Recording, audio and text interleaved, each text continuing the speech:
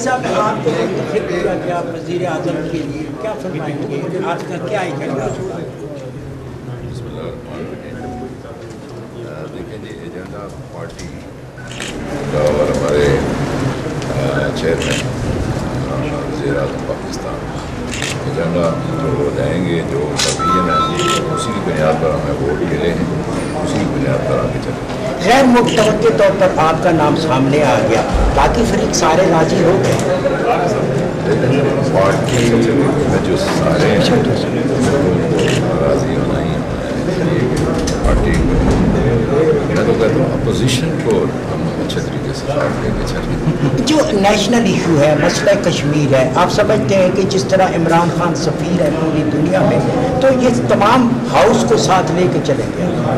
یہاں یہ آزادی کا بیس کیمپ ہے اور اس کے لیے جو بھی قائد اعوان ہوتا ہے اس کو سب سے پہلے کشمیر مظلوم کشمیریوں کے لیے سوچنا پڑے گا کہ ہم ان کے لیے کیا کریں۔ دوسرا، میں LOC کا رہنے والا ہوں، تو اس پر میں دیکھتا ہوں کہ دوسرا نمبر LOC والوں کا، تو پھر تیسرا نمبر جو ہے وہ آزاد کشمیر ہے، جس کی ڈیولپمنٹ کرنی ہے، جس کو ہم نے گورننس دینی ہے اور اس طرح کا ماحول پیدا کرنا ہے کہ وہ کشمیری ہمارے لشکر۔ کشمیری عوام کے لیے ایک آخری میسج جو آزادی کی جنگ لڑ رہے ہیں۔